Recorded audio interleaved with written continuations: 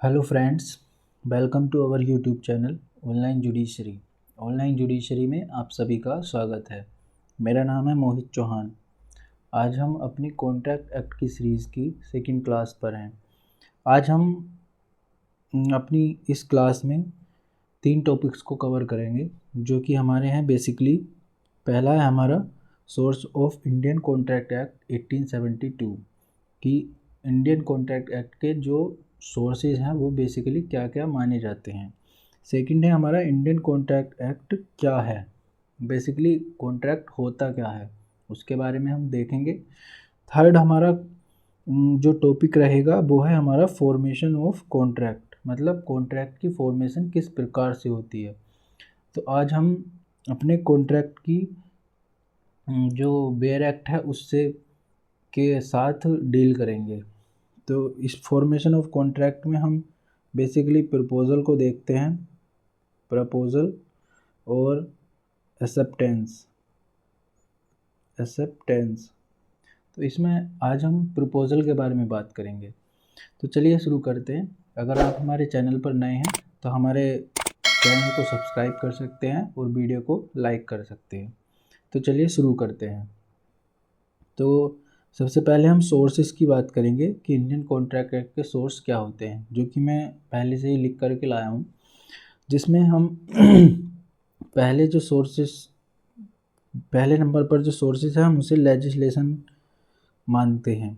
Legislation मतलब जो हमारे लेजिस्लेचर के द्वारा, जो हमारे पार्लियामेंट के द्वारा बनाया गया लॉ है, जो इनेक्ट किया हुआ लॉ है, वो लेजिस्लेशन के अंदर आता है। दूसरा है हमारा केस लॉज। दूसरा जो सोर्स है वो हमारा केस लॉज है, जिसके अंदर हमारे इंडियन लॉ के केस लॉज भी आएंगे और हमारे इंग्लिश लॉ के केस लॉज भी आएंगे। इंग्लिश लॉ क्यून बेंच हो गया या किंग एम्परर हो गया, इनके जो प्रीवी काउंसिल हो गया, इनके जो केसेस हैं वो भी हम इसमें डील करेंगे। और थर्ड हमारा जो सोर्स है उसको हम कस्टम को मानते हैं। मतलब जो इंडियन कॉन्ट्रैक्ट एक्ट में जो टर्म्स डिफाइन नहीं है या जिसके बारे में इंडियन कॉन्ट्रैक्ट एक्ट साइलेंट है या जिसके बारे में नहीं बताया गया है, वो हमारे कस्टम्स के द्वारा रेगुलेट होते हैं। ठीक है, तो हमने अब सोर्स देख लिए हैं। तो अब सेकंड टॉपिक देखते हैं जो कि था हमारा what is contract act. What is contract act. Contract act क्या है? तो देखिए, यह एक सब्सटेंटिव लॉ है। सब्सटेंटिव लॉ है मतलब हमारे दो प्रकार के जो लॉ होते हैं, एक प्रोसीजर लॉ, दूसरा सब्सटेंटिव लॉ। तो ये हमारा सब्सटेंटिव लॉ है, जिसके अंदर यह सब्सटेंटिव लॉ तो है, लेकिन यह जो है एक सब्सटेंटिव लॉ के आधार पर एक बेसिक स्ट्रक्चर प्रदान करता है, मतलब एक स्केलेटल के रूप में कार्य करता है। और यह पार्टीज़ को यह फ्रीडम देता है कि वह अपनी राइट्स और लाइबिलिटीज़ अपने हिसाब से, मतलब अपने अनुरूप उनका निर्माण कर ले और कॉन्ट्रैक्ट एक्ट के तहत वह उनको बना ले। और अगर पार्टीज़ कॉन्ट्रैक्ट एक्ट के आधार पर वह अपनी राइट्स और लाइबिलिटीज़ को फॉर्म करती हैं तो वह कॉन्ट्रैक्ट एक्ट से गवर्न होंगी। और इसका जो है वो प्रॉफिट क्या है, तो इसका जो मेन प्रॉफिट यही है कि अगर पार्टीज़ कॉन्ट्रैक्ट एक्ट के अनुसार, कॉन्ट्रैक्ट एक्ट के अकॉर्डिंग अगर अपना कॉन्ट्रैक्ट फॉर्म करती हैं, तो वह अगर कोई पार्टी उसका ब्रीच करती है तो दूसरी पार्टी उससे कंपनसेशन लेने के लिए बाय कोर्ट उसको एनफोर्स कराने के लिए दूसरी पार्टी को कंपेल कर सकती है। तो यह जो है वो है, इसका जो है लाभ है।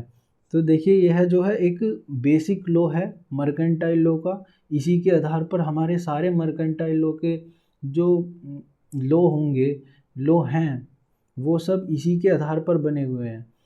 और यह देखिए, कॉन्ट्रैक्ट एक्ट जो है हमारा एग्जॉस्टिव लॉ नहीं है, क्योंकि it is not exhaustive law.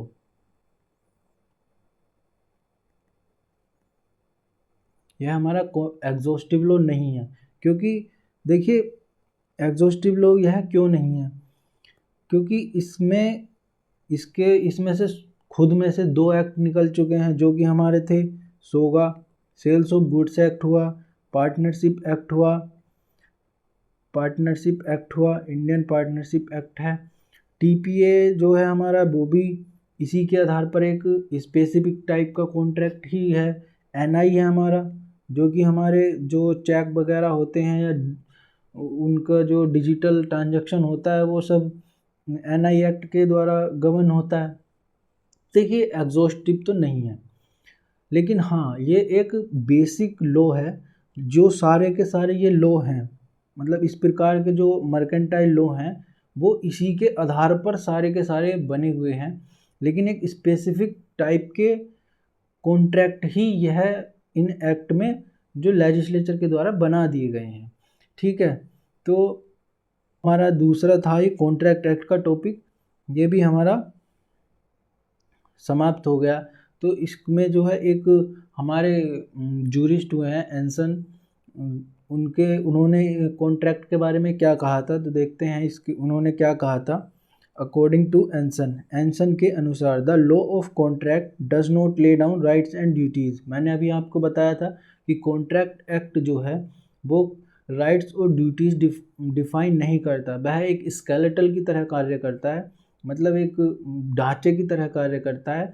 और which the laws will enforce, जो लॉ के द्वारा एनफोर्स करे जाएंगे।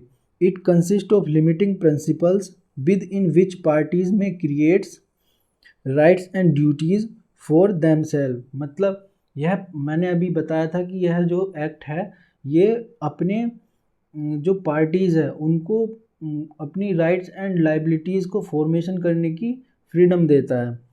ठीक है, parties have the freedom to settle the terms of the contract.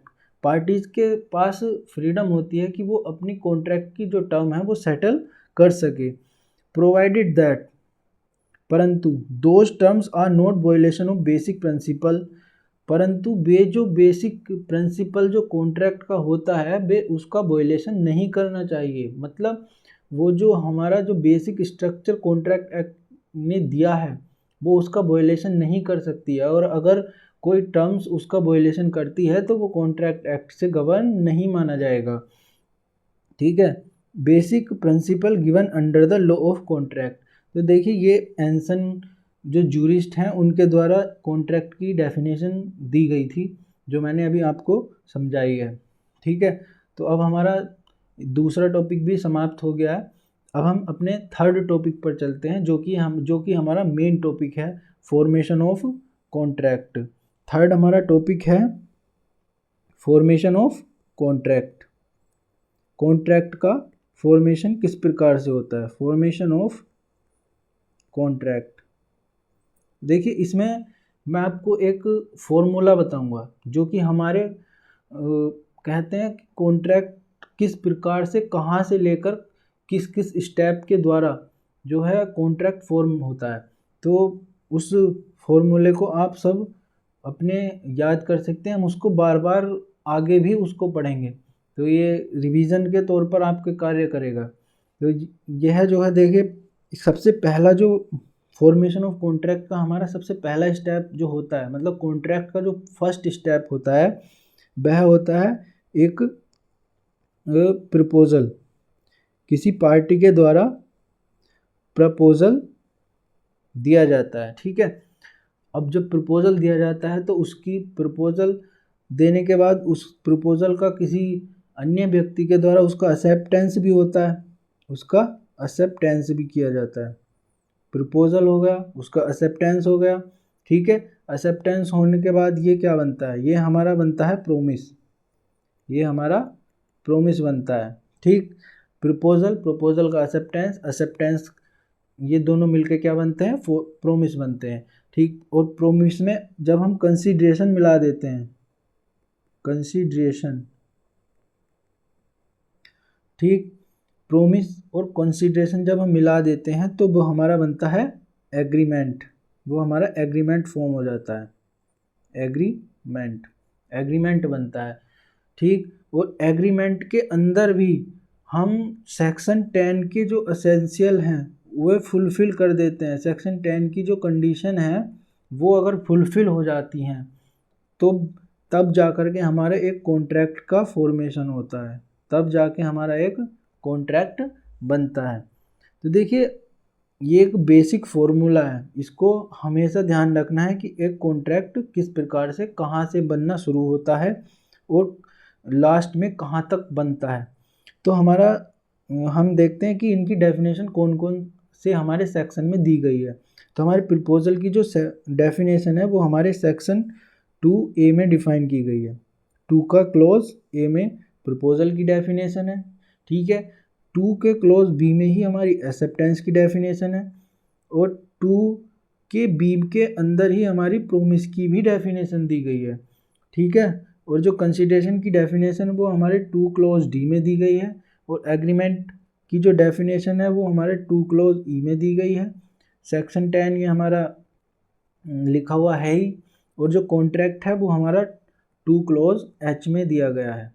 2 close H में इसकी डेफिनेशन दी गई है, मतलब an agreement which is enforceable by law is called contract. मतलब कोई जो एग्रीमेंट जो लॉ के द्वारा एनफोर्स किया जा सकता है वो हमारा कॉन्ट्रैक्ट बनता है, ठीक है।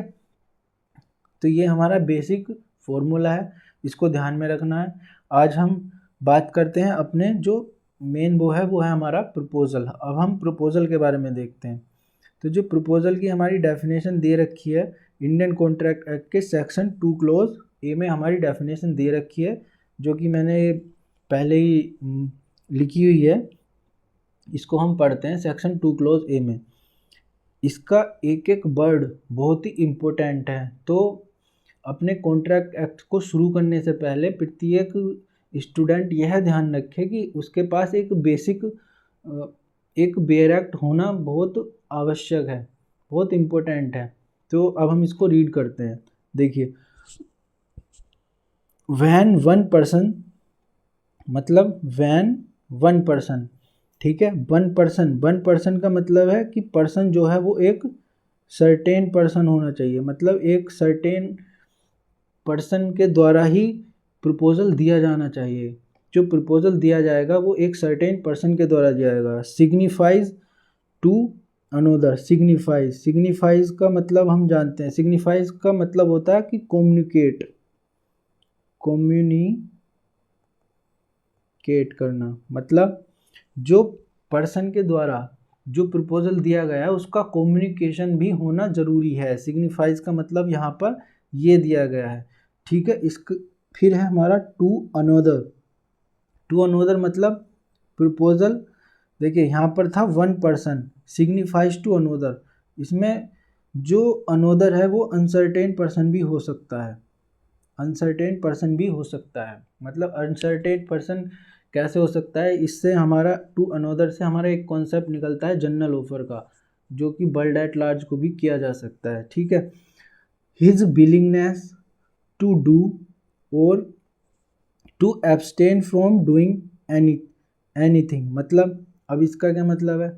टू हिज विलिंगनेस मतलब जो अनसर्टेन पर्सन है, मतलब जिसको प्रपोजल दिया गया है उसको उसकी इच्छा जानने के लिए, ठीक है। कुछ टू डू मतलब कुछ करने के लिए, और to abstain from doing anything मतलब कुछ ना करने के लिए। इसका मतलब है कि हमारा जो प्रपोजल है वो हमारा पॉजिटिव भी हो सकता है और निगेटिव भी हो सकता है। मतलब कुछ कार्य करने के लिए भी हमारा प्रपोजल दिया जा सकता है और कुछ कार्य ना करने के लिए भी हमारा प्रपोजल दिया जा सकता है, ठीक है। With a view to obtaining the assent of, मतलब विद अ व्यू मतलब view to obtaining the assent, मतलब कि दूसरे की, जिसको हमने प्रपोजल दिया गया है उसकी असेंट जानने के लिए। With a view to obtaining मतलब उसकी असेंट प्राप्त करने के लिए यह दिया जाता है। टू ऑफ दैट अदर, मतलब अदर ये वाला, टू अनदर का that other, to such act मतलब उस एक्ट को करने, या एब्सटिनेंस उस एक्ट को ना करने के लिए, ठीक है। He is said to make a proposal, हम उसको एक प्रपोजल मानेंगे। देखिए अब मैं इसको एक बार में पढ़ता हूँ। When one person signifies to another his willingness to do or to abstain from doing anything with a view to obtaining the assent of that other to such act or abstinence, he is said to make a proposal। ठीक है, हमने इसके एक एक word का मतलब जाना। अब हम देखते हैं कि इसमें जो वन पर्सन दिया गया है वो है हमारा सर्टेन पर्सन। ठीक है, अब देखिए पर्सन जो होता है वो हमारा पर्सन जो होगा वो हमारा लीगल भी हो सकता है, लीगल पर्सन, और हमारा नेचुरल पर्सन भी आएगा।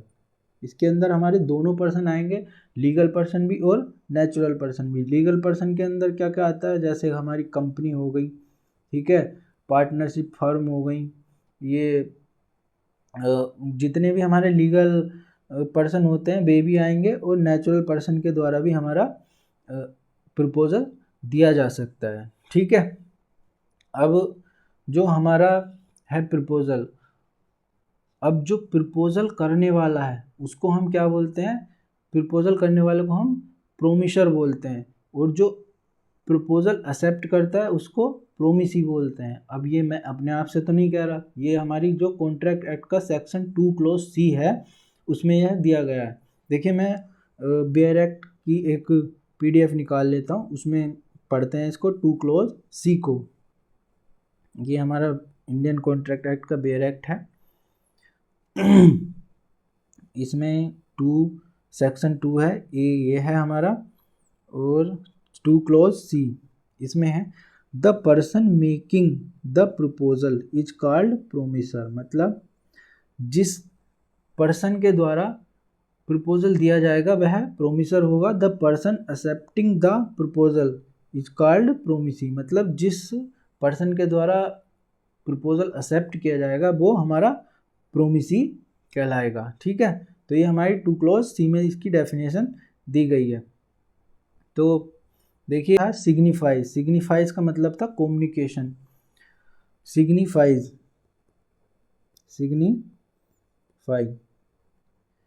सिग्निफाइज है पूरा। सिग्निफाइज का मतलब है कि जो प्रपोजल है वो हमारा कम्युनिकेट होना भी बहुत ज़रूरी है। कम्युनिकेट होना भी बहुत इम्पोर्टेंट है, मोस्ट इम्पोर्टेंट है। हमारा एक प्रपोजल को जो प्रोमिसी है उसको कम्युनिकेट होना भी बहुत इम्पोर्टेंट है। देखिए अब इसमें हम एक केस पढ़ते हैं कम्युनिकेशन में, लालमन शुक्ला वर्सेस गौरी दत्त का केस। लालमन शुक्ला वर्सेस गौरी दत्त, देखिए एक एक केस बहुत इम्पोर्टेंट है। लालमन शुक्ला वर्सेस गौरी दत्त,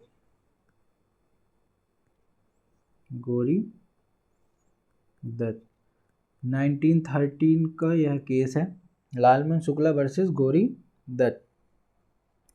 अब इसके अंदर क्या हुआ था कि इसके अंदर जो है एक जो पर्सन है उसका भतीजा खो गया था। जब उसका भतीजा खो गया तो उसने अपने नौकरों को कहा कि वह उसका भतीजा ढूंढ करके लाएं।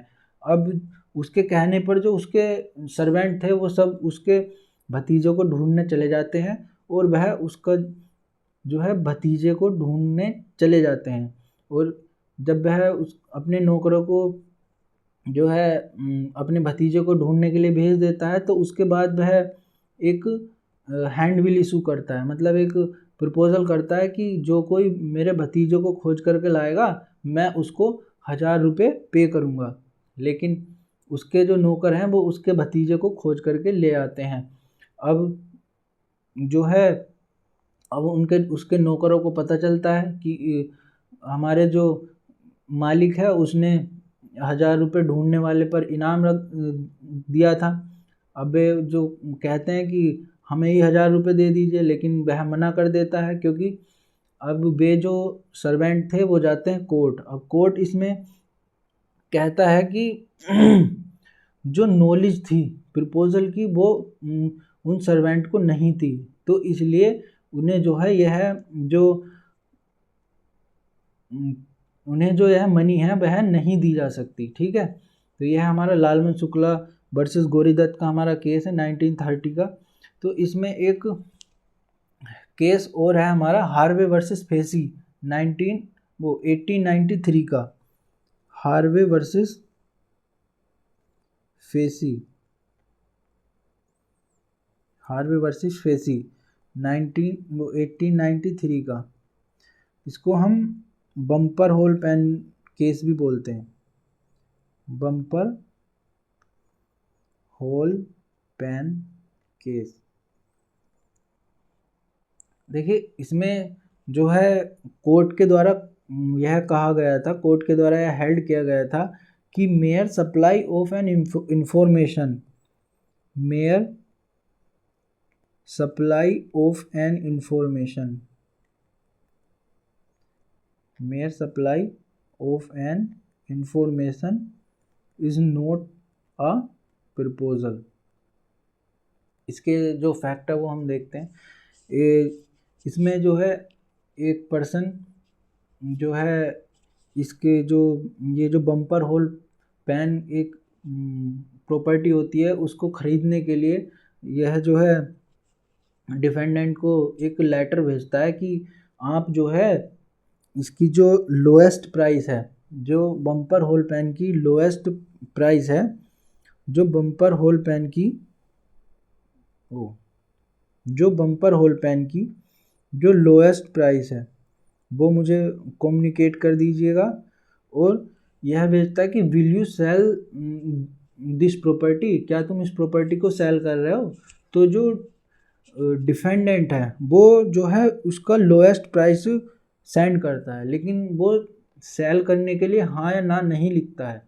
तो लेकिन जो प्लेंटिव है वो उसका जो लोएस्ट प्राइस है वो उस पर ख़रीदने के लिए राज़ी हो जाता है, और वह कोर्ट में सू करता है कि मैंने प्रपोज़ल दिया था और ये जो है उसको प्रपोज़ल का जो है इन्होंने प्रपोज़ल दिया था, मैंने उसको एक्सेप्ट कर लिया था, अब ये जो है कॉन्ट्रैक्ट का ब्रीच कर रहे हैं।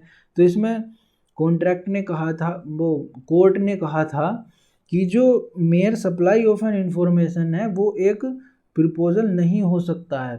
ठीक है, उसने सिर्फ अपना लोएस्ट प्राइस बताया था। यह जो है एक इनविटेशन टू ऑफर के अंतर्गत आएगा। यह जो है एक प्रपोज़ल जो है वो नहीं माना जाएगा। तो यह हमारा जो है एक प्रपोज़ल की जो टॉपिक था वो आज हमारा समाप्त हो गया। अब हम नेक्स्ट टॉपिक हम एक्सेप्टेंस के बारे में पढ़ेंगे, मतलब एक्सेप्टेंस के बारे में हम पढ़ेंगे, हम अपनी अगली वीडियो में जानेंगे। देखिए अगर आपको यह वीडियो अच्छी लगी हो तो हमारे चैनल को सब्सक्राइब कर सकते हैं और वीडियो को लाइक कर सकते हैं। Thank you.